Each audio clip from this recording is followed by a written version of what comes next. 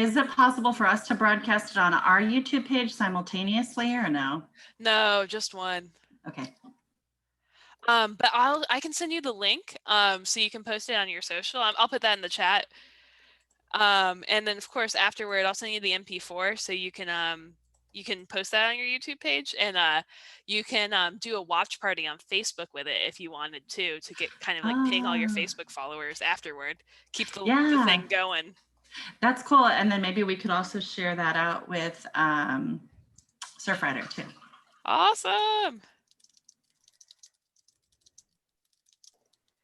All right, I put the link in the chat for our attendees. We got Charlie here. Hi, Charlie. Thanks for being here. He's a teen and adult services librarian. We got Janet and Jeff. Awesome. Glad you're here, Janet and Jeff. Yeah, for everyone who just joined, I noticed the attendees are coming on in. Feel free to introduce yourself in the chat if you want to put your zip code. That helps us keep track of who we're reaching. I'm going to go head over and post this YouTube live stream link on social media just to make sure we are reaching as many people as we possibly can. We want to be inclusive. So I'll just say live now. Join us.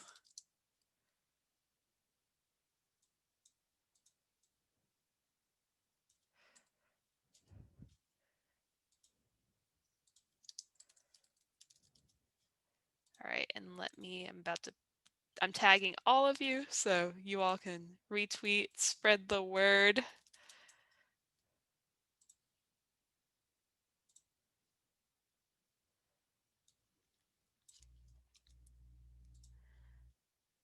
All right.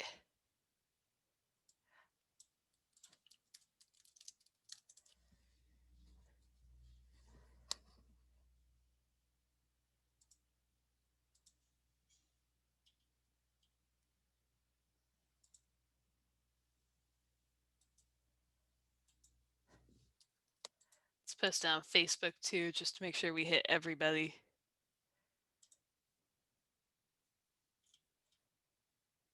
We're going to get started in about 3 minutes, so put some questions you have in the chat. If you've heard of citizen science before, that's really cool. If you haven't, you're in the right place. So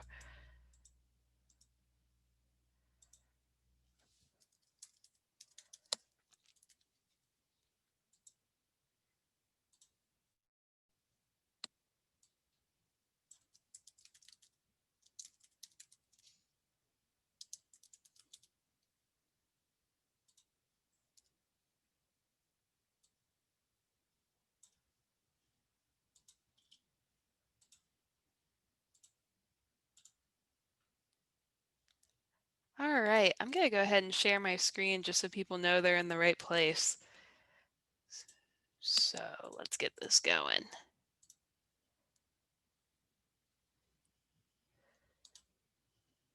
Present. And I see more and more attendees coming in. Welcome, welcome. Thanks for being here.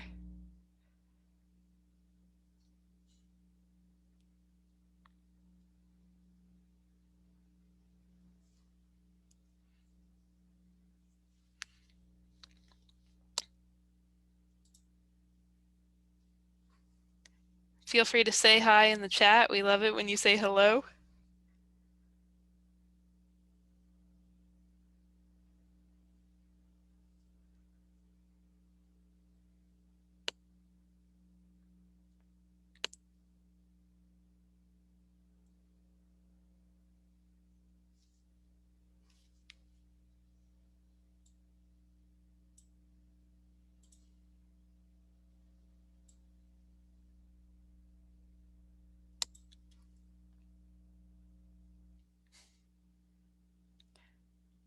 All right, we're 1 minute to start time. So if you haven't said hi yet, we'd love if you say hello in the chat. Put your zip code in there. That helps us keep track of who we're reaching. Please select all panelists and attendees. That just helps us know who's talking. It helps your fellow people in the event correspond with you. I'm going to shut off my notifications because it's almost showtime. Oh my gosh, which is great. Yeah, but thanks for being here, everybody. Thanks for caring about citizen science and fighting plastic pollution.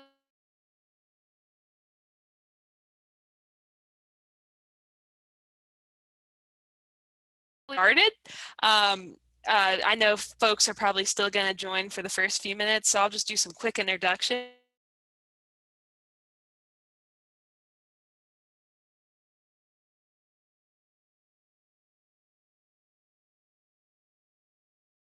You're dropping out.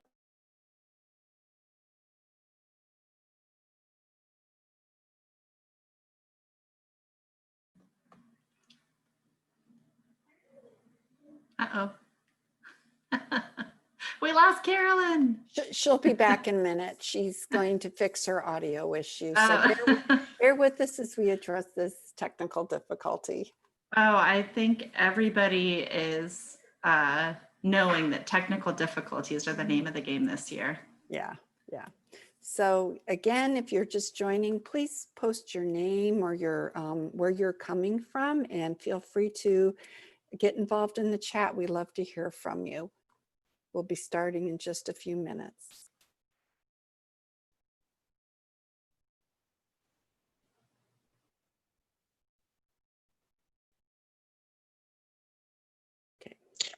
Hey everyone, I'm back in the game. This is the first time that's happened to me, so it's good that we can improvise and have multiple devices. So I know we have our shared slide deck for all the attendees, so I'm gonna ask one of my colleagues on the panel to take over that slide deck. And while they're doing that, I want our attendees to keep going in the chat, to keep on introducing themselves, putting their zip codes in, saying something you're excited to learn about. It just helps us get things started. So let's restart so I can try to run our poll questions. And we are streaming live, so keep that in mind. Things you put in the chat, we may read out, and it could be part of our recording. So that's just something to be cognizant of as you're doing all of that. So I'm going to get the screen sharing going in just a minute. While I do that, I'm going to give a quick introduction to citizen science and why we're here. So you're here for Citizen Science Meets Summer Reading. And this is the last event of summer reading. It's a bittersweet feeling for me. If this is your first one, you can go to scistarter.org/NLM, and you can watch other recordings from this past summer with other libraries across the country. We're so grateful to the network of the National Library of Medicine, who have supported this in the All of Us research program. Today, we have guests from All of Us California who are here to talk to us about precision medicine and how you can be part of an exciting study to make sure that medicine includes, well, all of us. It's aptly named. And the theme of summer reading is Imagine Your Story. So we're going to be able to tell the story of the Marine Debris Tracker Project, also known as Debris Tracker, with the help of our special guest, Catherine Youngblood from that project, as well as our friends from the San Luis Obispo Public Library, who are going to be in conversation with Catherine and are going to talk to you a little bit about different library programs. So Robin, will you take us to the next slide?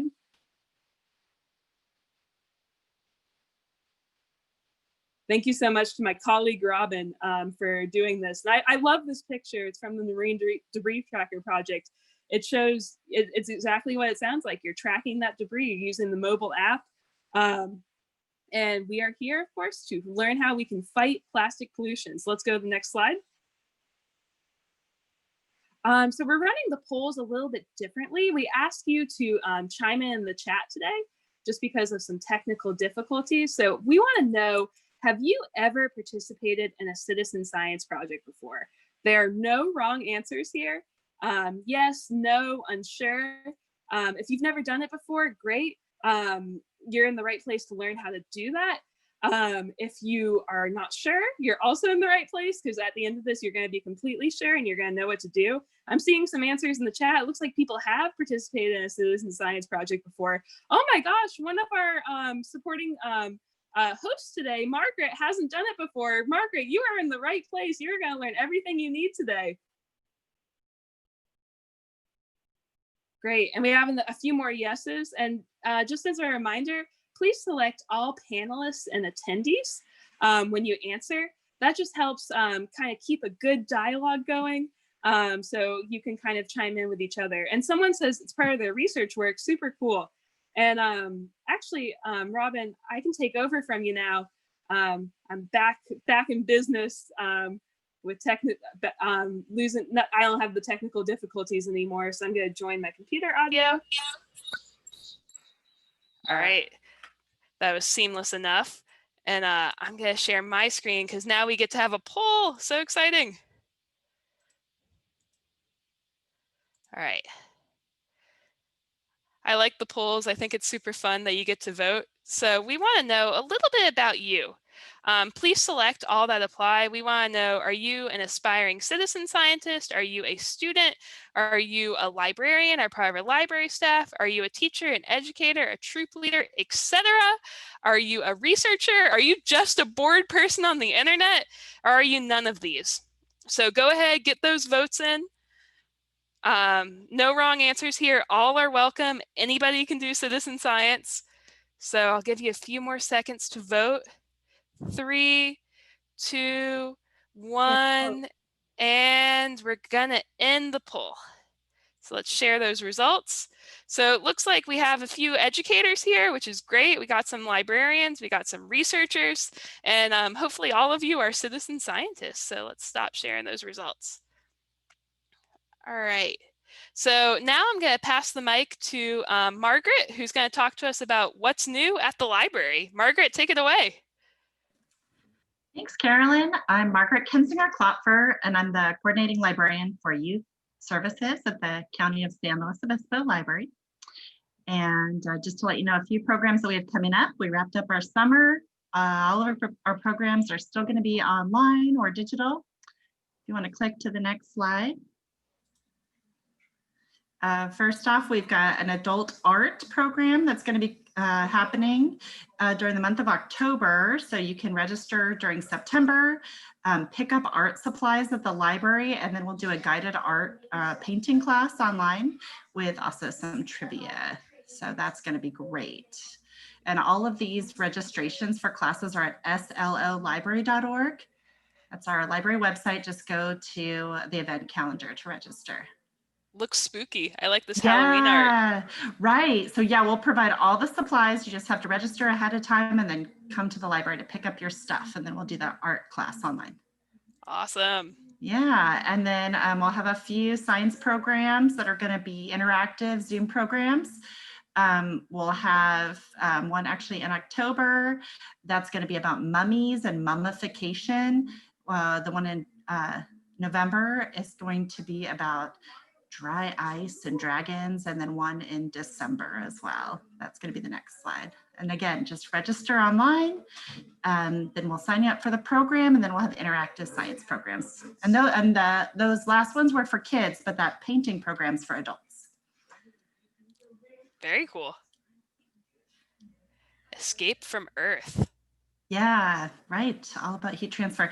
And then we did just start a bilingual story time. So if you know anyone that has very small kids, or if you have some yourself and you'd like to learn English or Spanish, our librarian, Miss Susana, is now doing an online bilingual story time in addition to our regular story time with Miss Sally. Those are all our programs are online. Great. So thank you so much for that, Margaret. And I'm really, you guys have some cool programs out there and they're online. So make sure you all tune in.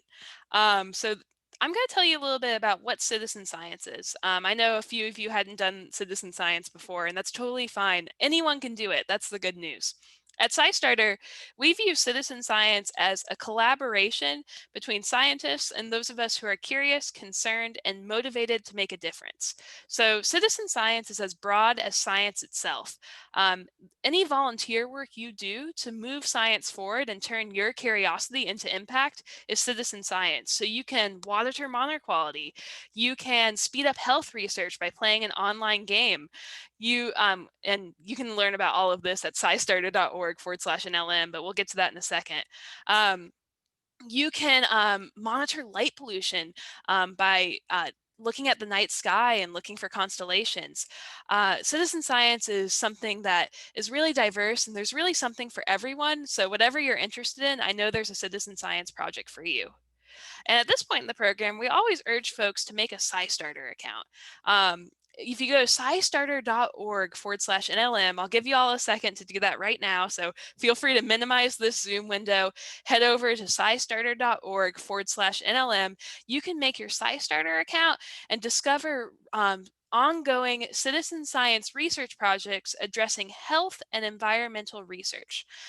These projects were featured throughout summer reading events this whole summer.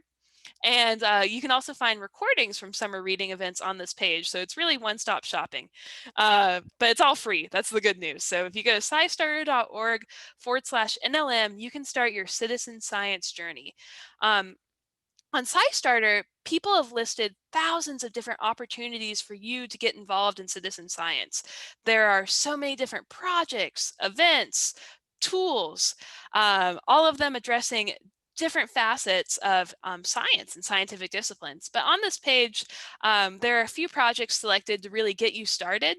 And even if you're an old pro and you've done a ton of citizen science projects, I think the projects on this page will interest you. Also on this page, so I'll talk through this while you're making your account, is the Introduction to Citizen Science tutorial, and it's offered in English and in Spanish. This tutorial was created with support from the network of the National Library of Medicine, as well as from Arizona State University. And with this tutorial, it takes about 30 minutes to click through it. It's interactive, there are quizzes, there are videos, you get a certificate at the end. It kind of gives you a lay of the land. And if there's someone in your life, a student, maybe a parent, a friend who you want to introduce to citizen science, you can just give them this link and then they can go through the tutorial themselves. And even if you know about citizen science, you might learn something new from the tutorial. So go ahead and give it a try. Now, the moment we've all been waiting for, you can learn about the Debris Tracker project. It's featured on the scistarter.org/NLM page. And because the theme is Imagine Your Story, Catherine Youngblood from the Marine Debris Tracker project is going to talk a little bit about her story and how she tells the story of Marine Debris Tracker. So Catherine, take it away. Thanks, Caroline. So my name is Catherine Youngblood, and I'm a research engineer at the University of Georgia. And I'm really passionate about plastic pollution. I'm also a scuba diver. So I remember one of my first time scuba diving on a coral reef, and it had just rained, and being in the water and seeing the little tiny pieces of plastic out floating in the ocean. And it was just a moment of realizing that the materials we use every day and how we use plastic every day does end up impacting ocean ecosystems. And I think citizen science is a really exciting way to get to be involved in solving that problem. So the story of Debris Tracker is that the app was developed back in 2010 in partnership with NOAA. And now we are powered by Morgan Stanley and also in partnership with National Geographic. So we go to the next slide. So the app is used by citizen scientists and researchers all around the world. This is a screenshot of just a month of data from the US. And despite the name Marine Debris Tracker, you'll see that there's data both inland and up and on the coast. So we know that plastic pollution starts upstream. It doesn't just start on the coast in the ocean. And so we think it's important to make sure we're capturing that data upstream as well. And all the data collected on the app is shared in an open source way. So that's another big part of our story, is that since we were founded, we believe that it's really important to be collaborative and to share this data, and that's how we'll build a bigger picture of ocean plastic pollution, with the goal of all that to be facilitating solutions. Can you flip to the next slide? So I'm not going to go through a full tutorial of the app here just for time considerations, but I will make sure you're aware that we do have materials available on our website, including a new tutorial video that we just launched, as well as a paper tutorial. So I'll drop some links to that in the chat after this. But yeah, we have a full tutorial that kind of walks you through exactly how to do it, but we've made the app as easy to use as possible. So can you go to the next slide? So basically the concept is you click start tracking once you download the app on iOS or Android. It's free. And then you'll see a list of a selection of different projects, and those are projects from all around the world. So we collaborate with different organizations to create customized data lists so that we can match the needs of what they're finding in their community. And then we map that all together on the back end in kind of a litter taxonomy so that all that data can talk to each other. But the list I'd recommend you guys using is the NOAA list. NOAA is the kind of standard of litter data collection here in the US. And so their list is our most popular list. And so you can open that one up, and then you'll see a whole bunch of different categories and different items. So different material types like plastic, paper, metal, glass, and under each category, you'll see different items. And when you're out tracking, you can, whenever you see an item, you click add, and you're creating a geospatial data point on the map of where exactly that litter item is. You can also add a description, you can take a photo. So it's a kind of multifaceted way to collect this geospatial data about litter. Next slide. And so I mentioned that our goal is to facilitate solutions to plastic pollution, right? But plastic pollution is a really big problem all around the world. And so to do that, it really requires a lot of data. To be able to draw conclusions from all of this data, it requires a lot of people collecting data together on plastic pollution all around the world. So today we have made some progress on that goal. We have 2.5 million items logged in our database in over 90 different countries, but we still need more data. It's still growing, and the plastic pollution problem continues to grow, and we still need more data to understand that. So I guarantee wherever you are in the world that with the data from your community on what you're seeing in your local area is really valuable to this project. Next slide. So I wanted to talk a little bit about a case study of how we use Debris Tracker. I mentioned that I'm a research engineer at the University of Georgia. So working with citizen scientists is only one of the hats I wear. We also use the app in our own research. And this is an example of an expedition we did last year in India and Bangladesh, traveling up the Ganges River from the Bay of Bengal to the source of the Ganges up in the Himalayas. And you can see we logged over 56,000 litter items. So in every one of the 10 communities we stopped at along the way, we did litter transects where we counted every single litter item within that transect, and we recorded what we saw. And we did see, this variety both in densities, depending on access to waste infrastructure, depending on what kind of products were being sold in the community. And then we also saw a variety in what the top items were in these different places. So in Bangladesh, for example, paper cigarettes are really popular there. So it's like a local cigarette that they make wrapped in paper. And whereas in India, it's a tobacco sachet product that's the most popular kind of smoking product. And so that is like a multi-layer plastic film. And obviously those different material types have very different implications for how they react with the environment and how they end up leaking into the ocean, into the river, and then into the ocean. Next slide. And I saw we had quite a few educators on the call, so I wanted to also highlight that as part of our work with National Geographic, we developed some educational resources around the app. You can see that link there. I'll drop it in the chat as well. But yeah, we have a student plastic pollution action guide that kind of walks students through the process of collecting litter data and thinking about it the way we think about it as scientists, in terms of what does this data tell us about where this plastic is coming from, and how does that start to help us think about pollution, about solutions to pollution, and how we stop those items from leaking into the environment. Alrighty. All right, thank you so much, Catherine. Now I'm going to pass the mic to Judy Brown. She's going to interview you about how you tell the story of Debris Tracker. So Judy, take it away. Okay, well, thank you for being here, Catherine, and thank you everyone for being here. Let's see. I would like you to start by telling us about what some of the citizen scientists, what the community is like.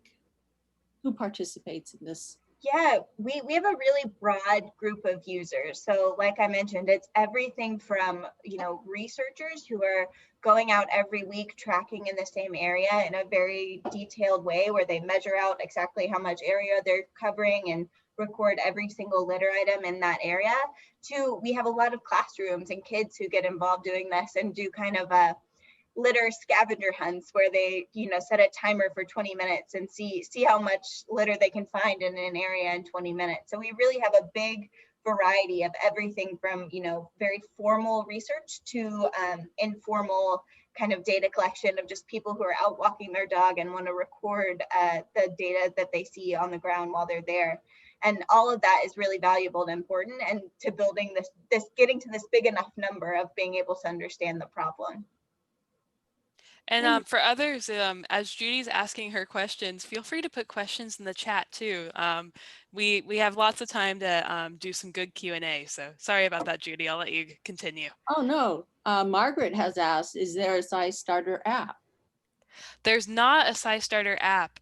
So SciStarter, we're really the connector to projects like Debris Tracker. So we help you discover them, and then you download the Debris Tracker project on your phone. And if you log in through SciStarter, when you make your, when you download Debris Tracker and you get things set up, Debris Tracker is a SciStarter affiliate project. So the number and frequency of your contributions will track in your SciStarter dashboard. So there are thousands of citizen science projects listed on SciStarter, but a few hundred of them are affiliate projects that allow for you to assess your impact across projects and keep track of the number and frequency of those contributions in your SciStarter dashboard, which I, as a citizen scientist, really like, because at the end of the year, I can look back and say, wow, I did so much across these different projects. But no, there is not a SciStarter app. We just have a mobile-friendly website, but the Debris Tracker app, I have it on my phone. I love it. I use it to track debris around me. I also live in a coastal community, much like you all do in California. So yeah, I'll let Judy get to her next question. Okay.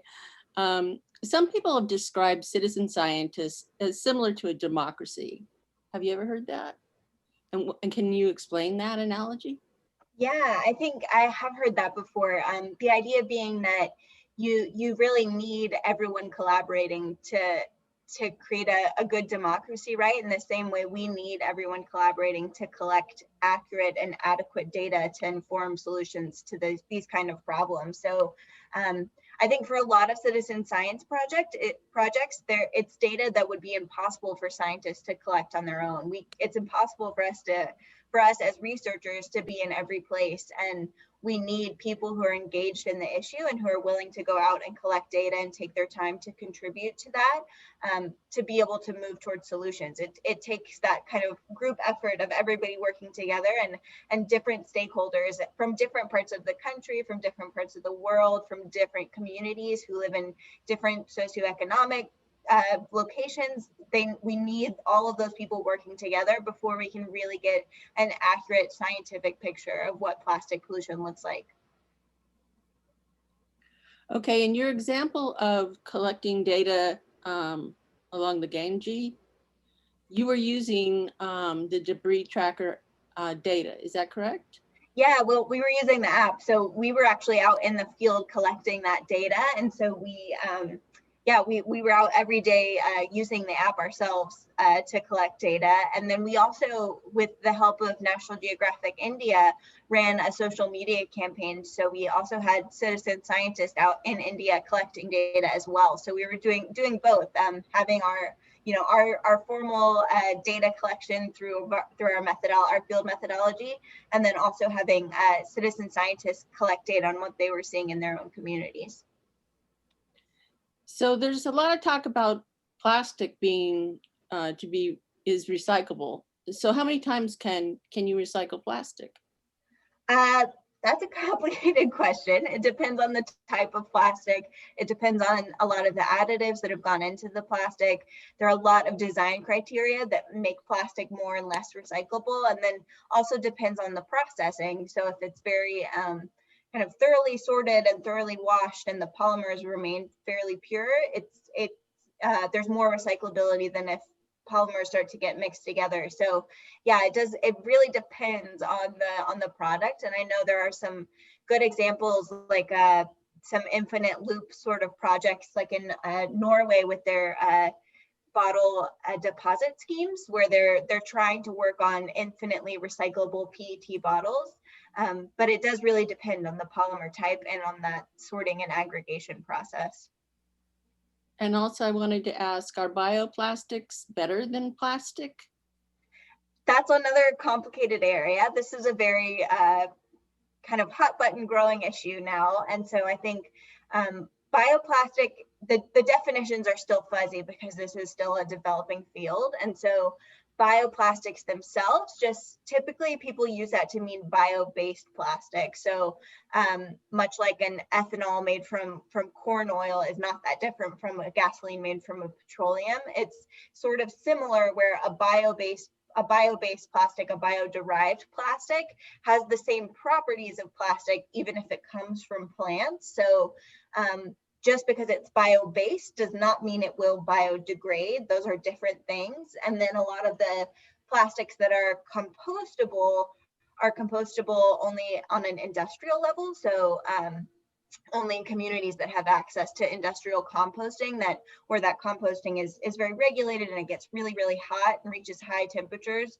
will those plastics break down? They wouldn't necessarily break down in the environment if they were littered as typical plastic. But that said, there is a lot of development on plastics that are truly biodegradable, where they would biodegrade if they happen to leak out of the waste management system and just end up in the environment.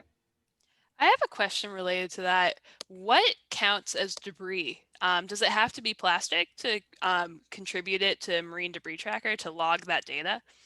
No, we have a lot of different categories in the app that include paper, plastic, glass, metal. And like I said, we let our organizations define kind of their own categories and their own lists based on what they're seeing. But I believe NOAA defines debris as something along the lines of something human made that persists in the environment. But it doesn't, there's not like a specific time window for that. So debris can mean multiple different things in terms of material type. It doesn't necessarily mean plastic. However, plastic does tend to be the most common type of debris we see across a lot of different ecosystems, across a lot of different environments. And I think it's the one that we're the most concerned about in terms of potential both ecosystem and animal health impacts and also human health impacts. Okay, I have another question. It's let's see, I read, and I'm quoting, "We will never be able to recycle or even compost our way out of this mess. It's time to stop producing throwaway plastics," end quote. And as such, many eco groups conduct brand audits to hold corporate polluters accountable. Does the Debris Tracker app look for brands? And is there any study to home in on brand name trash, like for example, Coca-Cola? So for us, we don't specifically target brands necessarily, but again, our goal is to support local organizations with their research and data collection goals. And so we provide the option for people to submit brand data if they want. So there's a description box on the Marine Debris Tracker app. So when you're adding an item, you can add a description that's tagged to it. And we do have organizations that use that to record brand data. From my perspective, I think that everything is this is a big global problem, but the solutions and the problem is also very contextual and locally specific. I think we have to be careful about that when talking about plastic pollution. For example, like water bottles tend to get, they're kind of, a hot button issue. Everyone uses their reusable water bottle now. I definitely do. But when we were in India and Bangladesh looking at what was littered there, we saw almost no water bottles, no PET bottles, because they're valuable to the informal recycling sector. And so they end up being collected and recycled there. They don't end up leaking into the environment. So I do think you have to think about the local context of the problem. And that's why we're trying to support these local organizations and what they see as important in their research goals. So whether that's brand data or just collecting data on the types of debris. Okay, we got a question from the chat from Robin. Does your project work with plastic recyclers to help impact plastic pollution? We don't work directly with plastic recyclers as Marine Debris Tracker. Our goal, it takes a lot of people, right, to work on this problem, and we are very much focused on the data collection and providing a tool for people to collect data to understand the problem. But we do hope that the data in aggregation can be used to help think about what products we need more recyclable options for. Okay, and Charlie wants to know, are there any more projects related to Debris Tracker that you can recommend? Sure, yeah. So, I mean, there's a ton of activities and projects out there that are related to collecting data on plastic pollution. One in particular, it is International Coastal Cleanup Month. I know that the Ocean Conservancy is doing kind of remote cleanup formats this year, so where they want to get data collected on basically sort of similar to Debris Tracker and kind of in people's own communities wherever they are. So they're trying to collect the international coastal cleanup data in a different way. So they need a lot of individuals engaged in that. Definitely would recommend checking that one out. Also, I did mention that we work with a lot of local organizations. So I would definitely say look for the organizations in your local area that are working on this problem. Surfrider has a lot of branches in different parts of the world. There are a ton of different organizations like that some of them collect data on the app, some of them collect data in other ways with paper data cards, but find who's doing it in your area and try to get involved. I have a quick question to jump in. Could you take us kind of from start to finish of participating? So you go out, you log your data, and then what happens after that? Sure, yeah. So after you submit your data, it's all uploaded to our online publicly accessible database. So anything that anybody submits in the app is freely accessible for anybody to use. And that can be everything from, scientific researchers to kids in a classroom who are clicking through the data, trying to get a better understanding of what plastic pollution looks like in different parts of the world. Our ultimate goal is to get enough data that we can do a macro analysis on this and compare data across different places. But we really need a lot of data to be able to do that. 2.5 million items definitely sounds like a lot, but on the scale of how big the plastic pollution problem is, we've documented a tiny, tiny bit of it. So we really need that bigger, that larger amount of data, that more involvement to be able to get to that level. But in the meantime, we've had a lot of groups use the data in their local community. So we've had a lot of people, like even school groups, a lot of classroom groups who will go collect data on what they're seeing in their kind of local park, and then go back to their school cafeteria and say, hey, we're seeing a lot of these like plastic straws littered. Is there something we can do about this? So I think having that data be really specific to your own local context is really powerful in enabling you to inspire change in your community. So it doesn't just have to start from the top down, from researchers creating that change or doing that analysis. It can start at the local level with you finding what's the most common litter item in your own backyard, and then thinking about what you can do to change that. Now I have a question for Judy. Judy, you know your community really well. How could you see library patrons participating in Debris Tracker? How do you think it would kind of work for them? Well, gee, I don't know. As soon as I get my patrons back, currently the little libraries in San Luis Obispo County are closed. But when they come back, it might be kind of a fun neighborhood project, especially for the young ones, to help them learn that if they put a piece of trash on the ground because they're not going to put it in the trash can, then it's just going to stay there until somebody comes and picks it up. So maybe it would inspire them to be more conscientious. So I could see getting the school involved. That would be fun.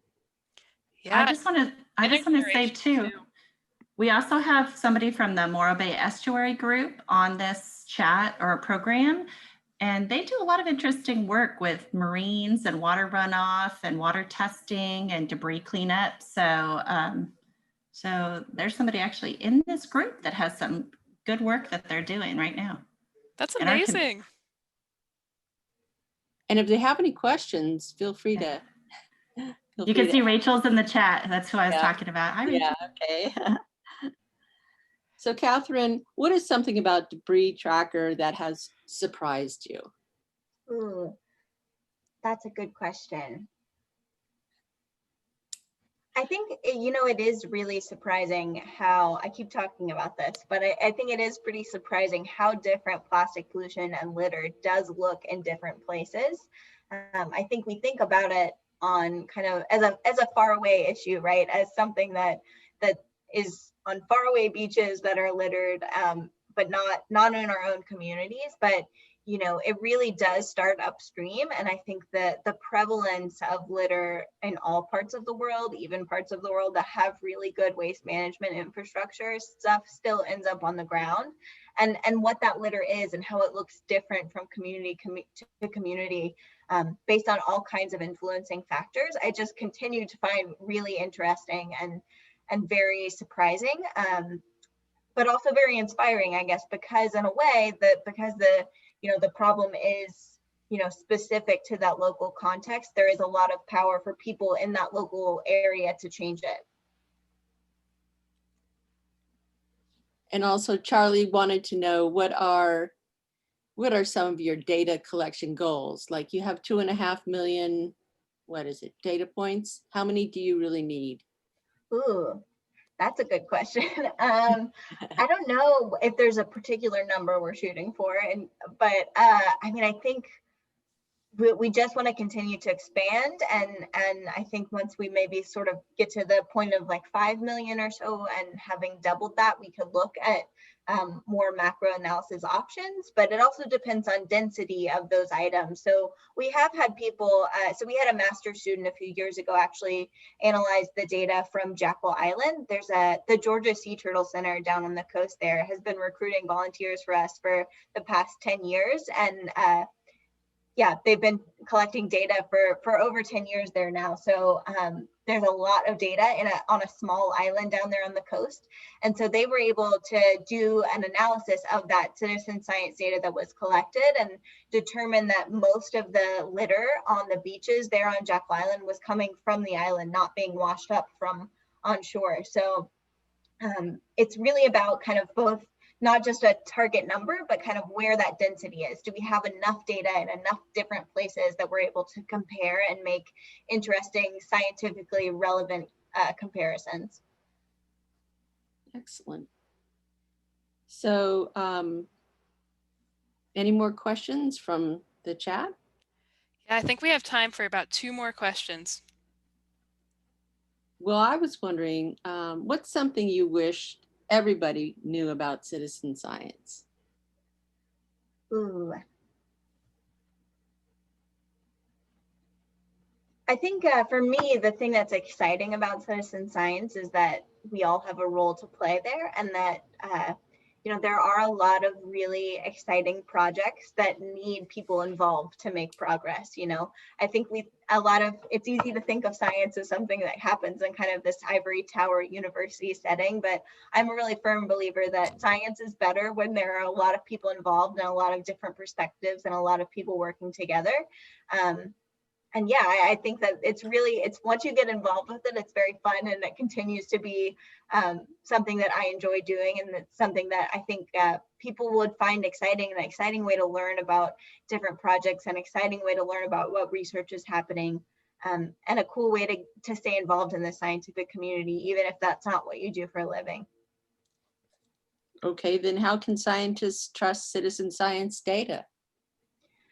So for us, again, we're big believers that the people in a community are the experts on that community, right? And so I think that I trust people who use the app to give us accurate data. We do check if we get any kind of crazy submissions of like 1 million straws in one single location, we will email them and ask them what's up with that. And so we do a little bit of curating and checking of our database, but for the most part, I think that people who are downloading the app and who are out tracking litter in their communities are doing their best to be accurate and are being accurate to what their experience is in their own backyard. So I think yeah, for us, it's kind of just having faith that people who are using the app are doing it well. And we've also tried our best to make it as easy to use as possible so that people, don't have to kind of figure out how to do it. We've tried to lower the barriers to entry so that it is really easy to access and to use. Turns out we have time for one more question. So Judy, I'll let you ask the final question. Oh, it's going to come from Margaret from the chat room. Do you have other examples of how debris data can be used for public policy changes? Yeah, I really think that this, there's something very powerful about being able to show policymakers and decision makers in your community data that comes from their community, not data that's just, from a faraway ocean, but data that's from, your own local park. I think, showing data that you've collected in your community to policymakers is excellent. I think you can also take it directly to businesses. A lot of businesses just may not realize where their materials are ending up, and it doesn't necessarily have to be this, negative kind of brand targeting thing. It can be a positive, like, hey, this is what I found, and I would like to work together with you to solve this problem. I think that is just one option of ways that you could use the data in your own local context. Amazing. Right. Thank you so much. Thank you, Judy, for those great questions, and to the audience as well. And thank you, Catherine. Thank you. Great. All right, we're gonna pass the mic now to our friends at All of Us California, specifically Jenny, who's joining us today to talk about the future of health. Jenny, take it away. Hi, my name is Jenny. I'm from the UCI All of Us Research Program. So today's webinar is brought to you in part by the network of the National Library of Medicine and the program of the National Library of Medicine and the All of Us Research Program. So the mission of All of Us is to accelerate health research and medical breakthroughs, enabling individualized prevention, treatment, and care for all of us. The goal of the program is to help researchers understand more about why some people get sick or stay healthy. So by looking at patterns, researchers may learn more about what affects people's health. The All of Us Research Program aims to build one of the largest, most diverse data sets of its kind for health research, with 1 million or more volunteers nationwide who will sign up to share their information over time. So the goals of the All of Us and the National Library of Medicine partnership is to increase the capacity of public library and community-based organization staff to improve health literacy, digital literacy, and participation in scientific research, including citizen science. Next slide. So what is precision medicine? If you're new to the idea of precision medicine, it is one way that researchers are looking to advance the ability to serve the public health needs of all the people. All of Us is a precision medicine study, but what does that mean? It's a new way of looking at health treatment and prevention as being designed for individuals. Doctors could take into account a person's lifestyle, environment, and biological makeup to figure out the best treatment for that individual. It's an emerging approach for disease treatment and prevention that takes into account individual variability in lifestyle, socioeconomics, environment, and biology. It's a radical shift in how each of us can receive the best care possible. So go ahead and please, next slide. Thank you. So these are the kinds of precision medicine research questions that can lead to more personalized healthcare. And then next slide. Thank you. So how do people join? One of the great parts about this research program is that just about anyone in the United States can participate, as long as they're over 18 years old. Taking research to the community is the best part of this, and the California Precision Medicine Consortium at the All of Us Research Program does just that. So you can actually get started by visiting our website at joinallofus.org/NLM. So if you do join, you can complete surveys and let the researchers get started by including you in this National Research Program.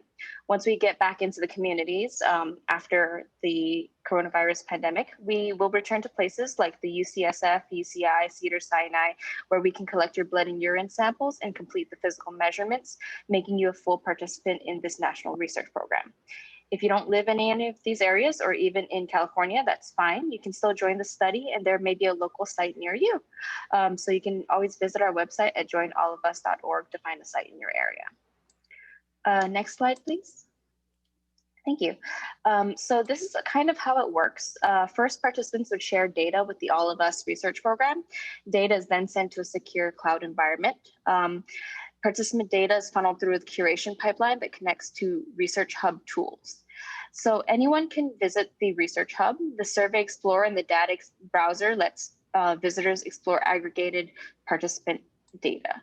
The data browser, it's an interactive tool that allows you to learn more about the data that's collected as part of the All of Us research program. You can explore the survey questions and answers and physical measurements taken at the time of the participant enrollment. You can also learn more about the electronic health record data.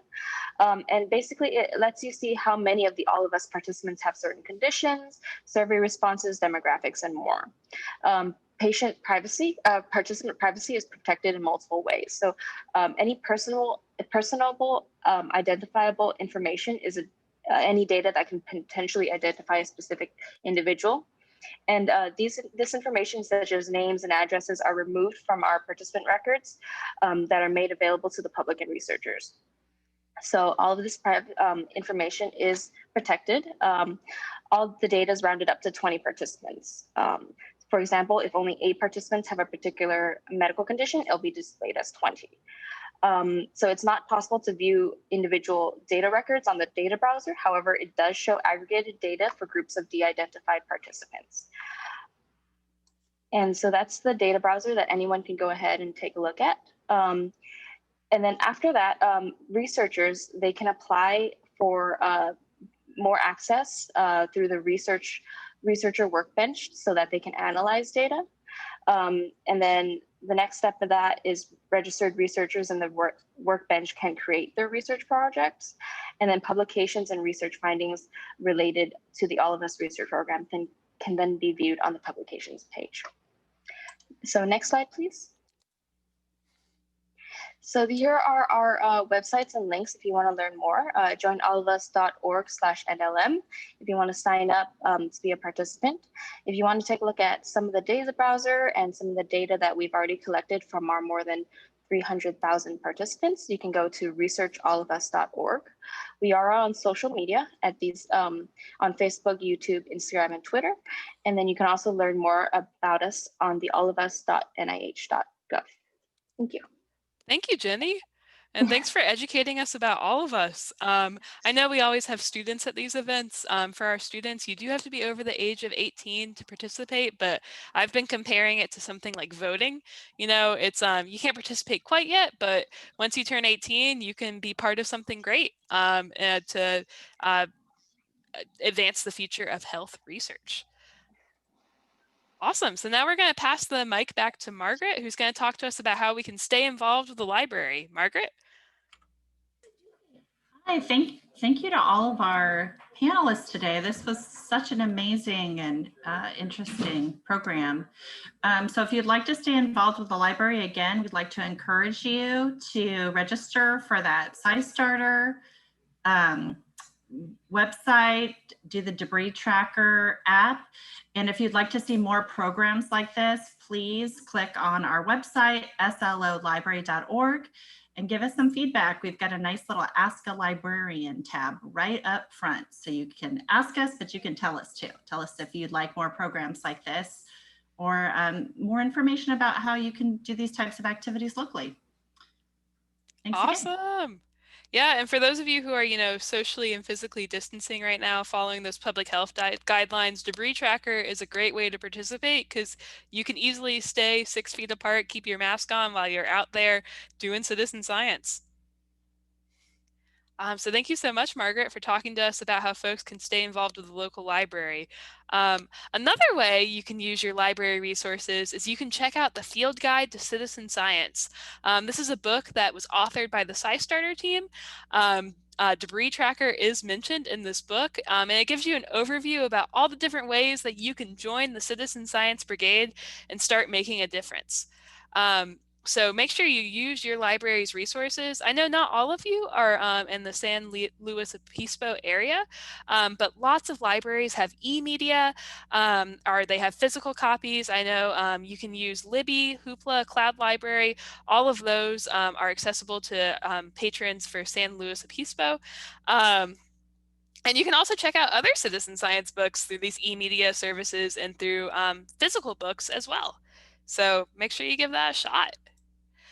In closing, we urge you all to go back to scistarter.org/NLM so you can access the Field Guide to Citizen Science tutorial. You can make your SciStarter account and you can get some instructions for Debris Tracker. You just click that icon on the page for Debris Tracker.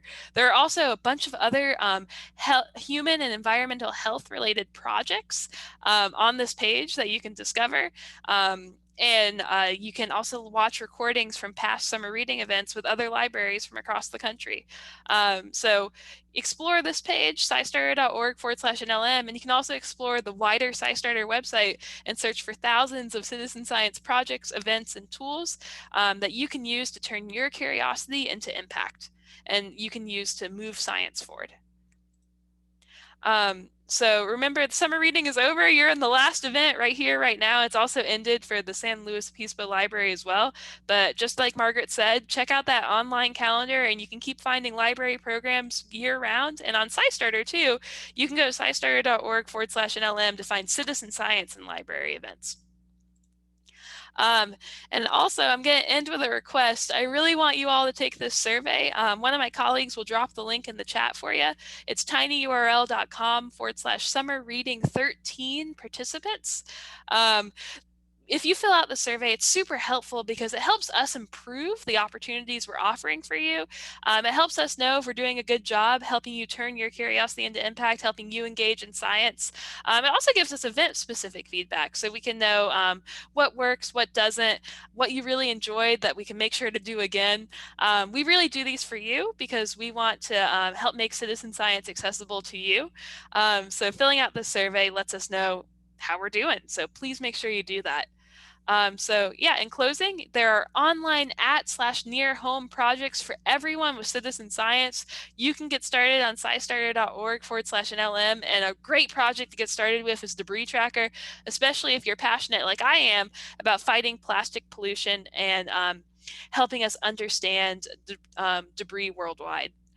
So I'd like to thank our panel. I'd like to thank Jenny from All of Us California, Margaret and Judy from the library, and Catherine from the Marine Debris Tracker Project, and of course my colleague Robin from SciStarter. We actually wrapped up a little early, so if you have anything else in the chat, feel free to drop that in there. I'll stick around for a few minutes.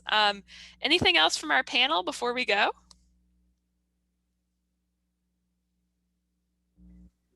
Just Thank you for having me. Yeah, and thanks for all the good questions, everybody. Thank you so much. Yeah, these were some thought-provoking questions this time around. For sure. Awesome. Yeah, and Catherine has been so gracious. She's done multiple events and both of them were great for summer reading. And she's going to, of course, going to be featured again. So thank you so much for being generous with your time, Catherine, and for educating us. Thank you, Catherine. Thank you, Carolyn. We really enjoyed it. Thank you. Great. All right, I'm going to stop sharing my screen so I can make sure to monitor that chat.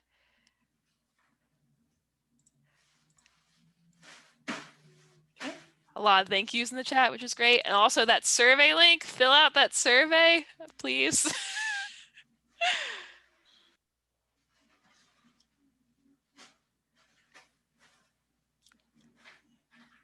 And we answered all the questions. So good. Great. Thank you. Yeah, I think we'll wrap it up here. I don't see any more questions. So thanks again, everybody, and see you sometime soon online on Zoom. Bye. Bye-bye.